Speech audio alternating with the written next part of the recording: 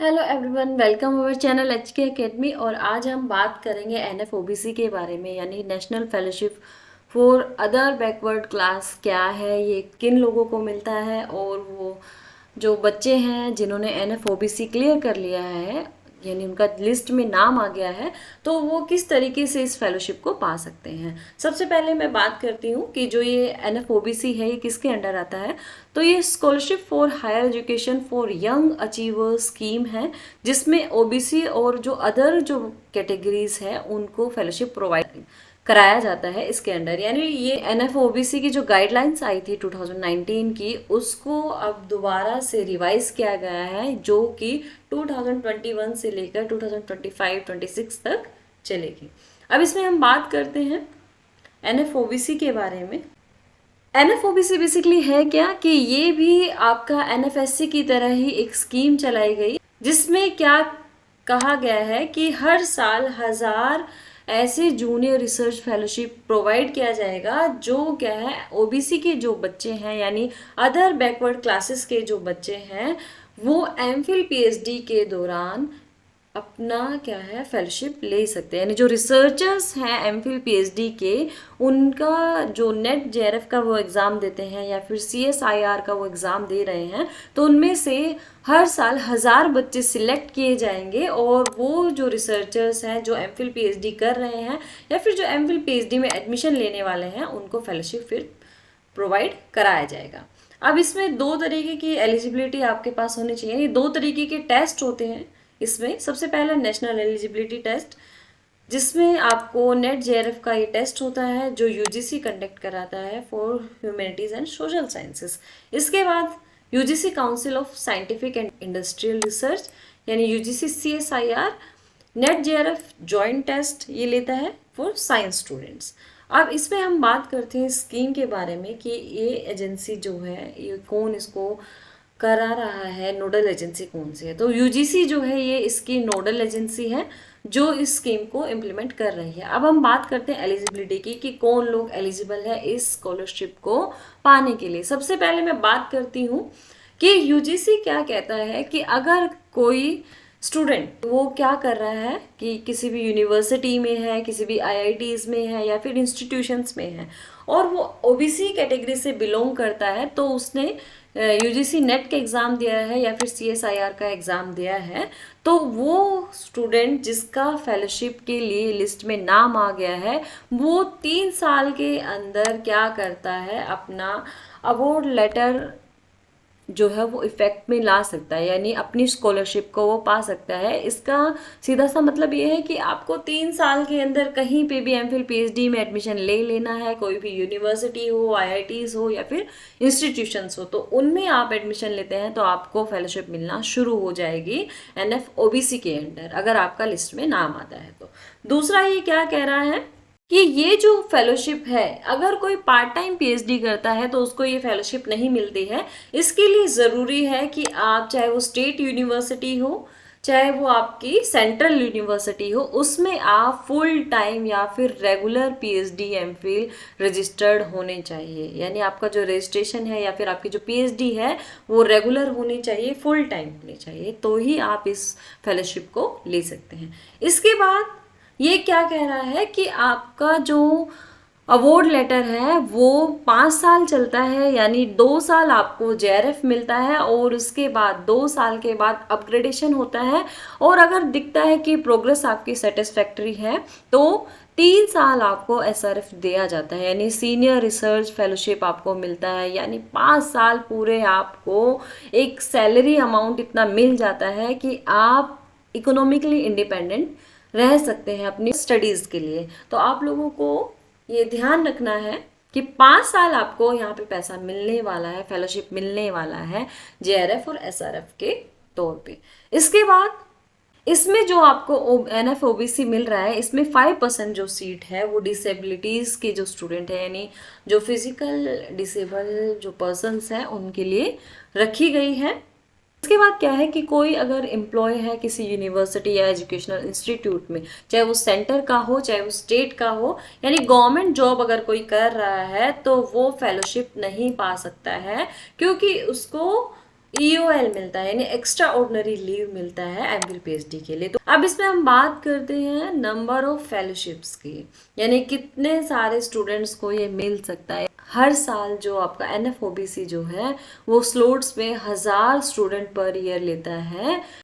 750 जो स्टूडेंट है यानी 750 स्टूडेंट जो है वो नेट JRF का जो टेस्ट देते हैं या नेशनल एलिजिबिलिटी टेस्ट जो देते हैं उसमें से सिलेक्ट करता है, और 250 जो स्टूडेंट है वो council of scientific industrial research यानी CSIR का जो UGC नेट JRF के एग्ज़ाम देते हैं तो उसमें से सिलेक्ट किए जाते हैं। यानी इस तरीके से आपके 1000 जो स्टूडेंट है वो स्लॉट्स में सिलेक्ट किए जाते हैं।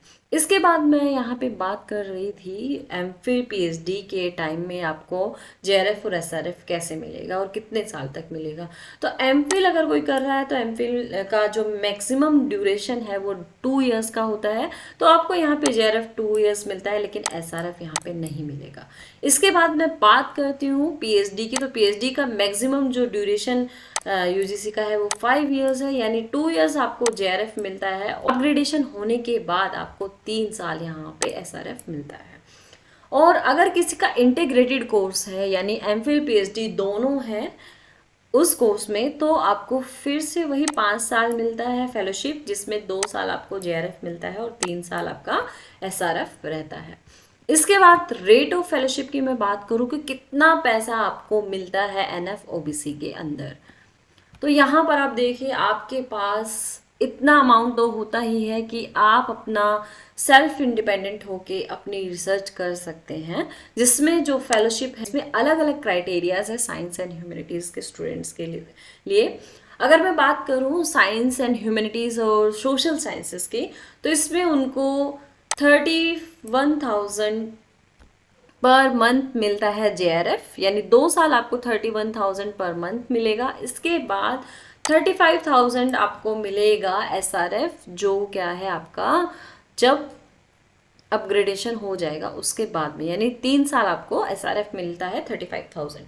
इसके बाद ये इंजीनियरिंग और टेक्नोलॉजी में भी इतना ही सेम है। कंटिजेंसी की अगर मैं बात करूँ तो कंटिजेंसी में यहाँ पे थोड़ा सा डिफरेंस है, यानी ह्यूमैनिटीज़ और सोशल साइंसेस के स्टूडेंट को 10,000 पर ईयर मिलता है 2 साल के, यानी JRF जब तक आपका रहेगा 2 साल आपको हर जो आपका कंटिजेंसी यानी जो आपका स्टेशनरी या फिर जो आपके इंस्ट्रूमेंट्स हैं रिसर्च के वो खरीदने के लिए आपको 10,000 रुपये मिलते हैं साल के। और जब आपका SRF हो जाता है तो वो अमाउंट बढ़ के 30,500 हो जाता है पर ईयर। तो आप लोगों को ध्यान रखना है कि 3 साल आपको 20,500 रुपये मिलते हैं और 2 साल JRF के टाइम में आपको 10,000 रुपये साल का मिलता है कंटिजेंसी के लिए। इसके बाद contingency for science and engineering and technology की मैं अगर बात करूँ तो यहाँ पर थोड़ा सा एक्स्ट्रा अमाउंट उनको मिलता है, यानी 2,000 एक्स्ट्रा अमाउंट मिलता है साइंस के स्टूडेंट्स को, यानी 12,000 पर ईयर उनको JRF के टाइम मिलता है, और जब SRF हो जाता है तो 25,000 उनको पर ईयर कंटिजेंसी है वो मिलता है। रीडर असिस्टेंट या फिर सोर्स असिस्टेंट्स की तो ऑल सब्जेक्ट्स में 2,000 पर मंथ मिलता है अगर कोई फिजिकली या फिर विजुअल हैंडीकैप्ड कैंडिडेट है तो। इसके बाद HRA की अगर मैं बात करूं तो HRA आपका डिपेंड करता है आपकी जो यूनिवर्सिटी है वो किस मेट्रोपॉलिटन सिटी में लोकेट है, यानी जहां पर आपकी सिटी लोकेट है उसी के बेसिस पर ही आपका HRA यहाँ पर मिलेगा। जैसे अगर मैं बात करूँ दिल्ली की, तो दिल्ली का HRA ज़्यादा होगा, यानी 24% वहाँ पे HRA होता है आपकी फेलोशिप का। जबकि अगर मैं बात करूँ आपके बनारस हिंदू यूनिवर्सिटी की, तो यहाँ पे %HRA मिलता है आपकी फेलोशिप का। तो ये डिपेंड करता है आपके इंस्टीट्यूशन की लोकेशन के ऊपर। और अगर कोई हॉस्टल लेता है, यानी अगर किसी को हॉस्टल अलॉट होता है और वो उसको ले लेता है तो उसको HRA नहीं मिलता है। यानी HRA किन को मिलेगा? जो स्टूडेंट्स बाहर रह रहे हैं या फिर जो स्टूडेंट्स क्या है आपके यूनिवर्सिटी में हॉस्टल को नहीं लेते हैं तो उनको HRA प्रोवाइड कराया जाता है। इसके बाद selection procedure for fellowship for OBC's JRF, तो इसमें क्या है कि आपकी जो नोडल एजेंसी है वो यानी जो यूजीसी है वो इस स्कीम को इम्प्लीमेंट करती रहती है। और एनएफ ओबीसी का जो सिलेक्शन है वो बेसिकली मेरिट बेसिस पे बनता है। मेरिट बेसिस पे कैसे, जैसे अगर आपका जेआरएफ जो है वो कुछ परसेंटाइल से या कुछ परसेंट से अगर रुका है आपकी कैटेगरी में, यानी आपका ओबीसी में जेआरएफ कुछ परसेंट से रुका है तो उसमें आपका मेरिट में अगर नाम रहता है तो आप एनएफ ओबीसी पाने के हकदार हो जाते हैं, यानी आपका मेरिट बेसिस पे सिलेक्शन हो जाता है दोनों में, आपका यूजीसी नेट जेआरएफ में भी और सीएसआईआर नेट जेआरएफ में भी। तो आप लोगों को ये ध्यान रखना है कि किस तरीके से आपका सिलेक्शन है वो एनएफ ओबीसी के लिए होता है, यानी मेरिट बेस पे यहाँ पे आपका सिलेक्शन होता है। और नॉर्म्स यहाँ पे दिए हुए होंगे, जैसे रजिस्ट्रेशन एंड ट्रांसफ़र कैसे करेंगे आप, कैंसिलेशन ऑफ अवार्ड, ये सब आपको देख लेना है। और आपको इस तरीके का एक फॉर्म मिलेगा अपना, यानी एनेक्सर जो 1 है वो आपको भरना होता है आपकी फेलोशिप के लिए। यानी जब आप यूनिवर्सिटी में एमफिल पीएचडी में एनरोल हो जाते हैं उसके बाद विदिन 3 मंथ्स आपको एनएफ ओबीसी के लिए अप्लाई कर देना है और ये फॉर्म आपको भर के वहाँ पे दे देना है। तो ये था वीडियो आपकी एनएफ ओबीसी की गाइडलाइंस के रिगार्डिंग, यानी एनएफओबीसी क्या है, कितना अमाउंट मिलता है, कैसे मिलेगा आप लोगों को। आई होप सभी को समझ आया होगा। अगर किसी का कोई क्वेश्चन है, क्वेरी है तो वो मुझे कमेंट सेक्शन में भेज सकता है।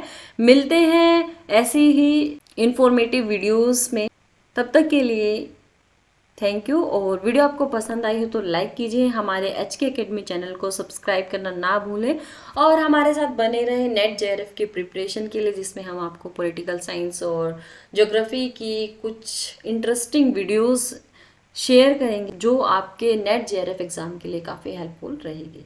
Thank you.